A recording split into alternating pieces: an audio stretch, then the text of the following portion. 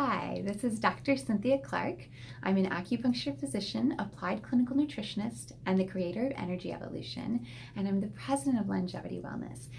So now that you saw our first introductory video on what to do as we get started and we talked about water, the next thing that I want to talk about is, you probably know it's coming, sugar. So the thing about sugar is that it is a neurodegenerative, so it makes you dumber over time. It also causes inflammation in your body. And even though our brain health is really, really, really important, and certainly we all want to be smart and in control of our faculties at 65 years old. We want to be smart men and women that are capable of taking care of our businesses, our finances, of our estates at that time. We also usually have complaints way before that, and those complaints are aches and pains, or sometimes they show up in more subtle ways in the body, like difficulties with metabolism that are more of a domino effect. So let's talk about sugar, because most people know that sugar isn't all that good for them. But most people also don't know where sugar is. They don't know all the places that it shows up. I am a bit of an expert on this because several years ago I had a candida infection, which is, candida is a type of yeast fungus that grows in the body. It's supposed to be in the body in certain places, but this one had migrated to my knee, and my knee had blown up like this. And I had a triathlon that I was training for, and so that really put a crimp in my plans, and I wasn't okay with that. So when I found out, when I realized that it was a candida infection on my knee, I went on a really, really, really strict diet. I had absolutely no sugar in my diet. I also had no mold or fungus, so no mushrooms, but also nothing that can have those things in it, which includes coffee, which includes black tea, which includes certain nuts like walnuts. So it's really, really, really specific and particular. And I was completely adherent to this diet for the better part of 2 months. And I'm not telling everybody to go off and do this, because there were some other problems that came up because I didn't know I didn't know some other things at the time that I now know. But here's the interesting side effect. When I took sugar out of my diet, I had to put something else in because I needed calories, and my body was healing from this infection in my knee, from having dislocated my knee. And what I did is I put healthy fats in, like coconut oil, which is an Alzheimer's preventative, and lots of really good healthy olive oil. And here's the crazy thing that happened. I was eating 3,000 calories a day, and I lost weight. In fact, I lost not just, I don't tend to carry a lot of weight, but I had a little bit of fluff at the time. But I even lost, those stubborn few extra pounds that just kind of sit and hang around, and you're like, I'm never going to get rid of these. Those were gone too. So that was really, really great. And that all happened when I took sugar out of my diet. The other thing that happened was that I had more energy, and my brain worked better, and I could think more clearly. And I didn't even realize that sugar was causing issues in my body in that way, because I didn't have much of it. So here are the places that sugar is in your body, that sugar is in your diet, that you might not be aware of. So obviously, white refined sugar, we all know about.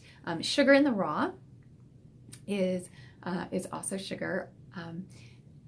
The other ones are fruit sugar, so it's in fruits, and it's in all fruits. There's only a few fruits that have very little sugar, and those are things like raspberries. Blueberries have very little sugar. Blackberries have very little sugar, and then most of the rest of them have quite a bit of sugar in them. So you just need to know that that's a treat that you're having and not a side dish. And then the other place that it is in honey, or agave, or coconut sugar, or coconut nectar. Any of those things, all of those things have sugar in them. And that means that if you think of it as like it's a great big giant toy box and you get to play with one toy a day, then you want to be aware that you're pulling one toy out of the toy box and not having several different treats. So those are some of the easiest to recognize places. Molasses is also sugar, but then there's a lot of places that we don't really think of them as sugar. And those are breads. So any kind of bread, even if it says gluten-free, that still means that it's got a lot of other grains in that bread. And those other grains are going to turn into sugar in your body. The only exception to this is there's a particular type of bread that's made with a very, very high fat content and doesn't have a high sugar content.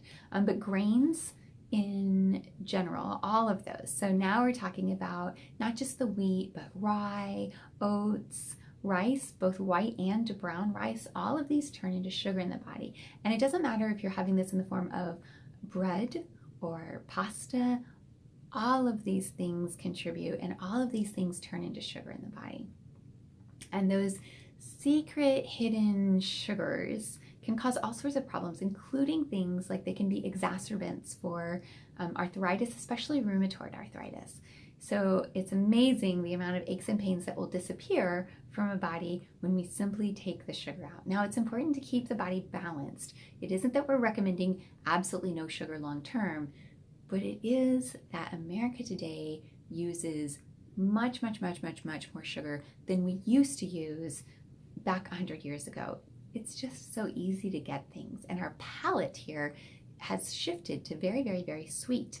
A number of years ago when I went to China, and I got to travel all around China, and everybody thinks that I did that as part of my Chinese medicine training, but actually I did it as part of my Kung Fu training. So that was really cool. I got to go to all these Shaolin temples. And before I went, all of the people around me were asking me, aren't you worried about like the weird food you're gonna have there? And I said, oh, I don't know. And I brought some extra food with me just in case, things like oatmeal, things I could easily carry in my luggage.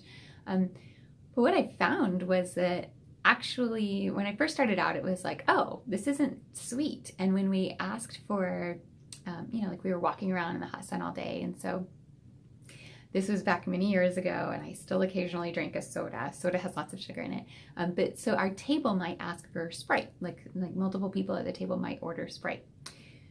Well, in China, when you have a table of 8 people that order Sprite, they bring you 1 liter of Sprite and little, like, slightly larger than shot glasses. They like juice glasses. And that was it. That was all the total amount of soda that you were going to have. And here is a bunch of Americans that are looking around at each other like, who's going to get the liter? Because we're just so used to that. So I had this lovely trip trading demonstrations of Kung Fu and Tai Chi with these beautiful schools and these beautiful people in China. And then when I came back, I had my first meal in America, and they went out to a lovely breakfast to celebrate being back in America, and I decided that I would have just a delicious kind of normal breakfast with pancakes and like this, and I got really sick because my body had detoxed while I was gone, and throwing all of these refined carbohydrates at it, it was just like, what are you doing? And that was my first real awareness that our palate and our way of eating in America is significantly different than it is in other parts of the world, and not necessarily for the better. There are some advantages of the wealth that we have here that we take advantage of ourselves. And so I encourage you to be aware of the amount of sugar that you're eating, and really to keep track of it. So ideally, you're going to want to keep it under about 26 grams of sugar a day. And for some of you, you're going to start checking things out, and it's going to be like, whoa, that's hardly anything. But I assure you that your body will thank you. It doesn't need nearly as much sugar as we've been throwing at it over the years. And it gives the liver a break, and the liver has many different responsibilities. So when it gets a chance to catch up on its backlog of processing and not have to deal with all of the sugar that we throw at it on a regular basis, then it's really happy, and it gets time to do things like digest our fats and to create the hormones that help keep us trim and slim and smart, because those hormones are precursors for the neurotransmitters of our brain.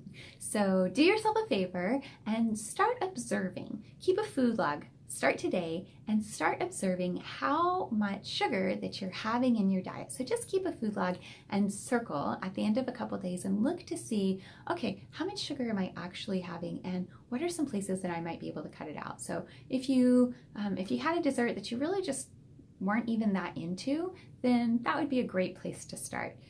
The things that don't even really appeal to you, but you just ate just because, that's a great place to start, because that's your body saying, no, I don't really need that.